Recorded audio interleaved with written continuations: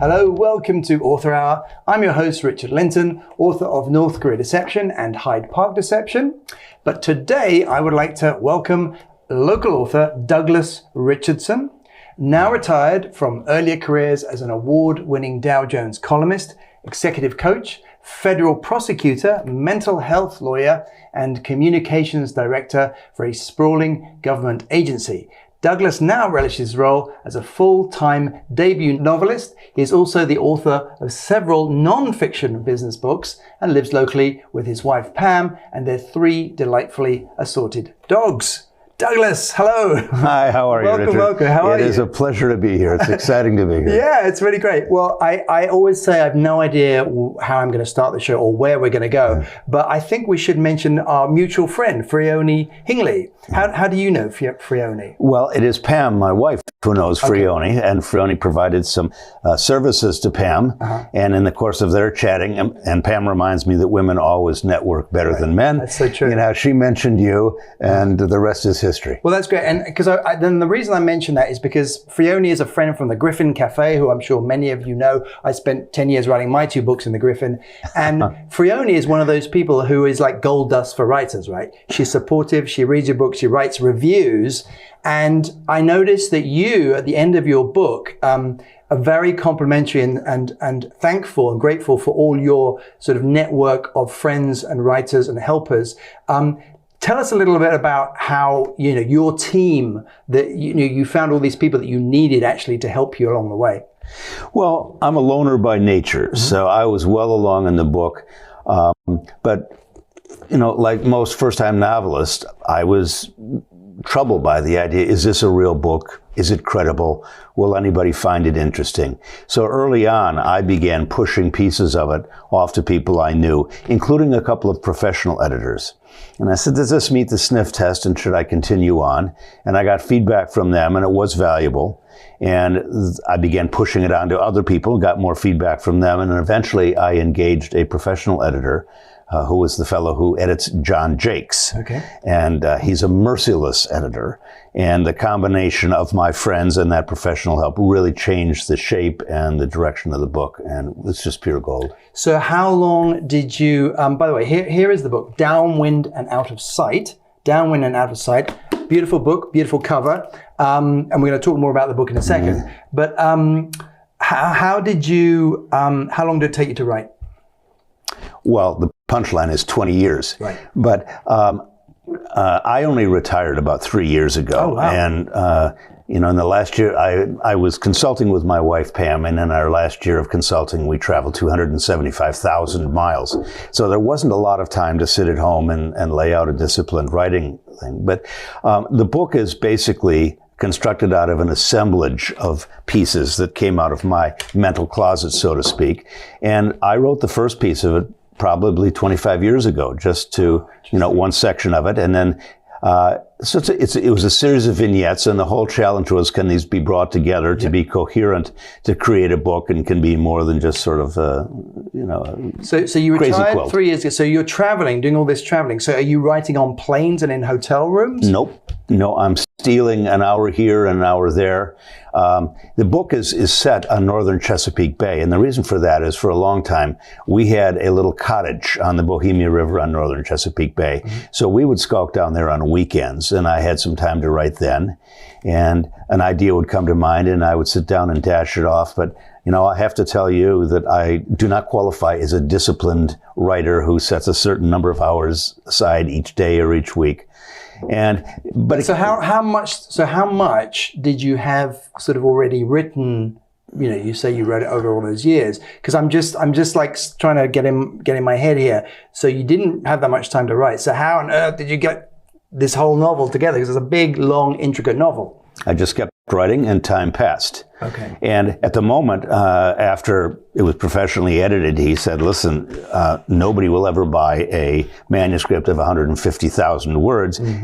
You really have to bring it down by at least a third. 100 is sort of the practical cap. So we took out the chainsaw. And my problem Richard, is that writing is too much fun for me. I simply love the act of writing itself, and that means that I have a tendency to go off on tangents or throw in too much detail. So that's where the discipline came in, actually, was in tightening the book up and paring it down rather than conceptualizing it at the beginning. So, I mean, as always, I have tons and tons of questions because it's what some of your readers have called sort of a mind-bending genre. Let's start there. First of all, normally we don't talk about the book, but I do. Actually, I'm going to change questions. So at the beginning, I found the beginning so like gripping and like talk about pulling you in straight away. Right. I don't normally talk about the content of the book, but it's only the first chapter. So I think it's okay to talk about it. But your so there's a dead body, and there's a detective, and there's the dead body is talking to his left notes for the detective. Yes. Which is great. I just love that. And then there's a discovery of a journal. So it really makes you want to read the book and find out what on earth went on with this guy, correct? Yeah, the voice of the journal is the voice of the dead guy, who, by the way, is dead because he's committed suicide. Okay. So the book starts with a suicide, and you have to wonder, how can you run the book from there? And that was my practical challenge. Now, did you just come up, because I call that a strategy, or I'm forgetting the word, but it's a way, a mechanism of writing your story, having that sort of pivotal journal idea. Did you just come up with that? Did you read other books that were like that? Did you see a movie? That was actually the second attempt. In the first couple of drafts, I had an outside person, a retired FBI agent, who was going to be reading these journal entries and pulling them all together. And it made it very cumbersome, and he really didn't have anything to do. And what I realized it would work just as well is if I had this detective you described, who, by the way, is an unscrupulous person, read a journal that is going at some point to get him in big trouble. So it's a first-person voice, and the first-person voice is of one of the main characters in the book, who also starts the book by committing suicide. And he's written this journal that you sort of follow as part of the book. Exactly right. Very, very, very clever. Very clever. I just want to say I love that. Right out. I can see it as a movie already. You said that writing is fun, and I don't want to give people the wrong impression, because you and I both know, because we've both written more than one book, that the fun part is, I always say, Doug, it's like 35% is the writing and 65% is the publishing, putting the book on Amazon, and marketing and selling the book. Right. I don't want people to think that it's all fun. How hard was it for you to get past the creative stage and then realize, oh my God, there's a lot more to do? When I was writing, I thought that's all there was. I was just writing a book. And then I thought the future would sort of take care of itself. And I think I probably still had the old image that when you write a book, when you're done, you send out a bunch of query letters to a bunch of potential agents, you get a bunch of rejection letters, eventually you get a hit, you hire an agent, they negotiate a contract with a publisher who does everything from there on. And I have learned the hard way, the very hard way, that's not the way it goes.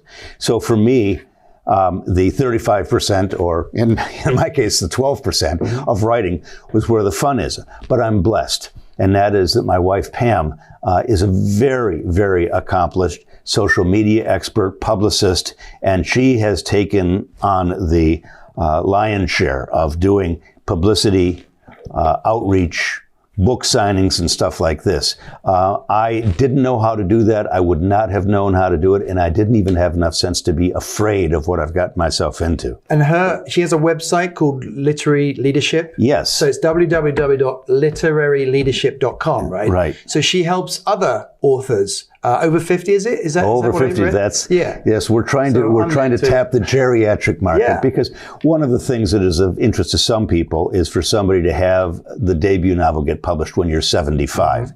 So I was sort of hoping to tap into the Grandma Moses myth of can old people actually write stuff that anybody else will read? And What advice would you give to someone who has completed their manuscript, it's ready, it's been professionally edited? I'm glad you say that, because I always tell people you must spend your money on editing and book cover.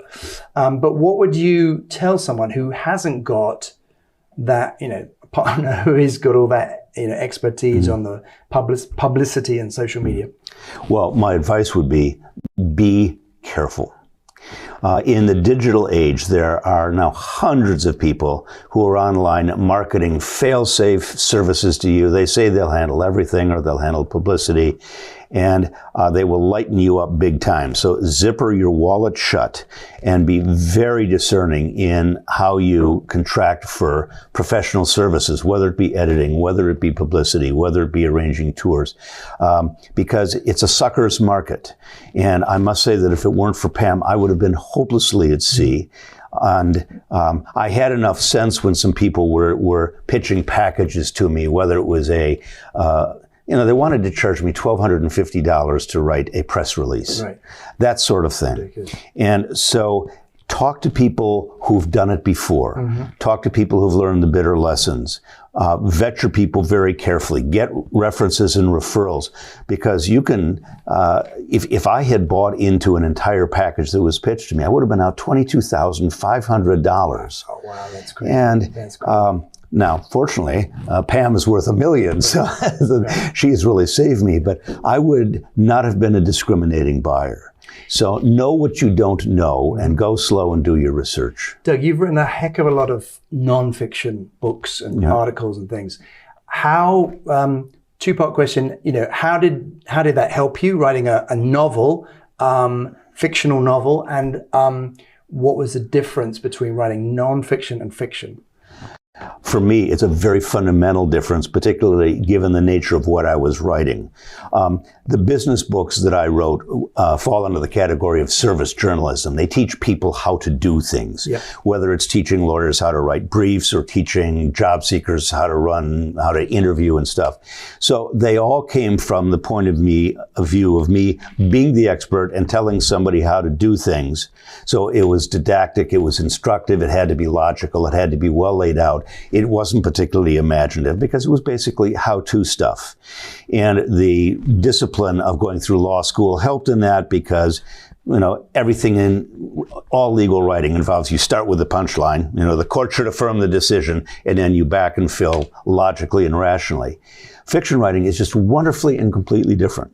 At least for me it is. It's much more akin to the idea of painting. Mm-hmm. And instead of taking a snapshot and sticking it up on the wall and saying, here it is, and this is an immutable form, you get into things and a picture comes to mind. And I had never had the luxury of just letting my mind sort of drift and paint pictures and experiment with various kinds of lies and deceptions and distortions. It's entirely different. So when you write, let's just talk about Downwind and Out of Sight for a second, the first book. So I know you had all these bits and pieces, but did you have did you have an outline? Did you have a chapter outline? How did you actually put it all together to make, a book? It evolved. I must say, the fun of it was certain characters changed dramatically, but they took on a life of their own, and that dictated a lot of the tempo of the action and the nature of the action. Yeah. If I have a cardinal sin, it's that I go too heavily on dialogue, and this book is supposed to be a genre bender, but it's a thriller. What do you mean by that, by the way, the genre bender? I wasn't quite. I wanted to ask you what you meant by that, or what someone who read your book said it's a genre bender. Well, the book has now been nominated for some literary awards under sort of the customary categories. It's a thriller. Yep. It's a suspense thriller. It's a first book suspense thriller. So it's a book that has a lot of action, and it engages the lawyer, not just with action, but action unlike anything they've ever heard before. So it has a surprise factor. But it also has a very distinct subtext to it, and that is the lives of some very seriously damaged and isolated people and how they relate to each other and how they handle the terrific problems they cope with. So on one hand, it's an action book. On the other hand, it has it's an attempt at a compassionate view of people who are really struggling.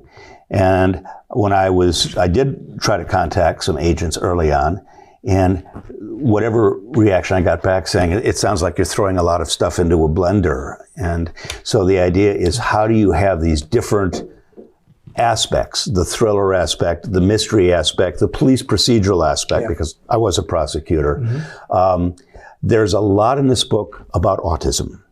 One of the main characters is profoundly autistic in a very unique way.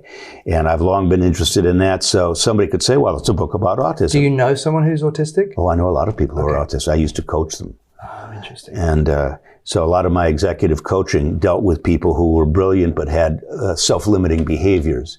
So that's an area I know well. Fantastic. Do I know police investigations? Yeah, I know how they work.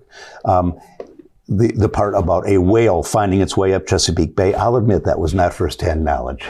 What about the mental health area? Part of my career is after I was a prosecutor, and I learned the hard way that I'm intensely averse to conflict, and I had chosen a bad way to make a living. I became the legal counsel for all the mental hospitals and mental retardation centers in Pennsylvania. So I was a mental health lawyer, and I was not practicing psychiatry or psychology, but I learned a lot about it, and I did a rotation in psychiatry at Penn Medical School. So I certainly got conversant with a lot of the issues and a lot of the problems that are in the mental health sector. And you also, I noticed, you said at one point, you had experienced the pernicious face of rural racism. Can you give us an example? I am curious about that, especially nowadays. It's sort of all, I feel like it's all coming back. This racism thing, whether it's Ukraine, whether it's here in this country, shootings, whatever. Can you speak a little bit to that? Well, we're certainly seeing a lot of the face of urban racism. And, we have demonstrations and we have riots and we have confrontations between scores of police and scores. In northern Maryland, on northern Chesapeake Bay, things are a lot quieter. But there are still a lot of unspoken rules about the way the races relate. It's not at all unusual in Elkton, Maryland, for example, to see a person of color walking down the street, and if a white person comes toward them, they'll cross the street and walk to the other side. And the attitudes toward them are still sort of straight back into 200 years of oppression, and only in quieter, more modest numbers. I'll give you one quick example in this book. There's an example of a white state policeman who wants to create problems for the black protagonist. So what he does is he pulls him over on the highway and he walks by his car and he slams his taillight with his baton and he shatters the taillight, and then he arrests him for not being compliant with the motor vehicle code, sticks him in a jail cell overnight, never charges him, never books him, never gives him a phone call, and the next morning lets him go and says, have you learned anything? This is the sort of thing that really still happens down there. I was going to say, I'm sure that's happened many a time. I just watched a show last night on Netflix called Ridley Road, and it's about 1960s fascist London. And I was born in the 1960s, and my mother came from the countryside and went to London on her own, kind of like the protagonist, nothing to do with the fascism thing, but she just went to London to make her, fame and fortune. And I just thought, wow, did this really happen? Like all this, Nazi National Front, all that stuff. And basically it's there, it's in Europe, it's here. And what I find so upsetting is I feel like only in the last few years has it really come out again. Do you feel as a writer that you want to sort of, help, how do you feel as a writer you can help that situation? It's frustrating because, to be honest with you, I'm not sure that I can make a difference, that I have enough of a footprint, enough of a academic grounding. I've just experienced it and I've seen it, and it makes me so mad that at least I can do is describe it anecdotally and let people see it and say, I had no idea that went on down. And this is the land, the book is set in the land of the DuPonts and of the very rich people who own racehorses. Yeah.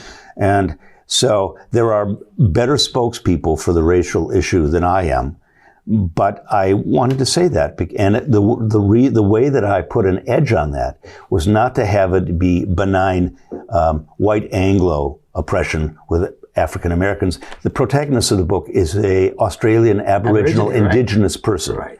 And he was raised initially at the notorious Moore River native settlement in Western Australia, which was basically a holding pen for mixed race Aboriginal children. And so putting an Aboriginal person into Northern Maryland really created sort of an interesting twist that I had a lot of fun with. Did you spend time in Australia then? Yes, I've been to Australia quite a few times. So you sort of saw that firsthand, as it were, the Aborigine thing. Well, I saw firsthand the fact that all Aboriginals are discriminated against constantly at all times and in all ways in Australia. They have legislated better rights for them. There is some progress there, but basically it is still utterly a have-not culture. Yep. And we, my wife and I, did a lot of consulting, mainly in Sydney and Brisbane. So we were in the big cities, so you just didn't see as many of the Indigenous peoples. But every time you did, you saw this very pervasive discrimination and contempt. And it gets under your skin. Now, you've already written a second book. Is that part of a series or is that a standalone? Well, since I killed the protagonist in the first few pages of this one, my options were limited. Right. No, the second book is... What's it called? It's called Old Dogs, New Tricks. Okay. And it is the story of a world-renowned architect who was forced into retirement at the age of 70, solely because he's 70. And he's over the hill, and the phone isn't ringing anymore. And he has no way of enjoying the challenges that he did before. So he retires, and he retires to a bucolic lake in middle Wisconsin, and almost immediately is simply bored to death. Mm-hmm. And he can't stand retirement, and he can't stand not being a visible figure in his field. So he turns to a life of crime. Oh, interesting. So this is a retired old guy who becomes a fence of stolen property. That is a great premise. That is a very clever and great premise. Well, and again, in my background early on as a prosecutor, I dealt with a lot of gangs who stole stuff and who fenced stuff. Some very notorious gangs around here in the Westchester and Chester County area. So I know a lot about fencing, and I know a lot about laundering money. And I thought, what am I going to do with this? So I stuck it into a book. Fantastic. How much, you talk about having a mental photo album, which it's a great way of describing what a writer has. How much would you say of your writing is, made up, like you say, and how much is really based on scenes, people, real life experiences? In a percentage, just give me a percentage. I'm just curious. I think I have my own percentage myself. Basically, 100% of it is a distortion of something I've already seen or read. Okay. So I start with a snapshot and I say, what can I do with this? Where can I take it? For example, in this book, there is a canal that connects Upper Chesapeake Bay with the Delaware River. And I thought, what would happen if a whale got into that canal? Well, that's happened in real life, In the 1980s, a whale went into San Francisco Bay and got stuck there. Right. And they had to lure him out with sound waves. So I've got a model somewhere that I can remodel and twist, and I can create distortions of, and it's just a lot of fun. I have to just mention something that's inspiration for my third book, Leningrad Deception. And I discovered that Ronald Reagan had this thing called the Deception Committee. And it was a way of sort of putting down the Soviet Union, or making them stumble, making them not succeed. And there were submarines that were sent to Sweden and sort of disguised as Soviets. I mean, it's just disguise of Soviet submarines. I'll finish the sentence. But anyway, I take your point that sometimes you get these facts, you get these extraordinary events that maybe we didn't hear about, and then, as I agree with you, you can run with them till and Richard, there's this little voice ticking on, always at the back of my head, saying, "Can you make this believable? Can you make people swallow this? Can you make people swallow the idea that an Aboriginal accountant ends up running an estate in Chesapeake City, Maryland?" So there's a challenge there to say, when you begin twisting, does it simply become absurd? Or can you make it so that it's coherent? I find that nowadays that so much, like given this Ukraine war, so many people never thought that would happen. I feel like that gives me artistic license to go even further and be even more mind bending than I would, because basically it seems to me nowadays anything can happen. That's right. In the last couple of minutes, it's such hard work doing this novel business. I know you said in one of the research I did that, this wasn't your biggest achievement, because you've done a lot of sort of real world problems. You've done a lot of things with that. But in terms of writing, it's very hard. It takes so much time. Why do you do it, Doug? And why do you think other people should write? The first is easier than the second. First of all, I write because I'm verbose, and I have a flair, and I have a big vocabulary, and I enjoy doing something with it. And I also might add, enjoy the physical act of typing. So the mechanisms in writing are inherently fun for me. You never handwrite? Never handwrite. So you like, that's fascinating. When you say you enjoy the physical act, what do you mean? Like seeing the words on a computer screen? Yeah. Would it be the same if it was a typewriter? I have never used a typewriter, but I'll tell you how something will happen. About 4:30 in the morning, I'll wake up and a picture will come to mind. Boom. And I say, well, what if I took that and what if I did this? So very frequently I will get up and I'll go down and type enough notes on it so I can recapture what was in the dream or something like this. So for me, it's a very visually driven thing. And one thing often leads to another. And, a lot of writers talk about having an observing ego, that, they're sort of sitting in the room and so the muse comes in and sits down and sort of guides things. That's very much the way it is for me. I'm sometimes quite surprised at what comes out. Right.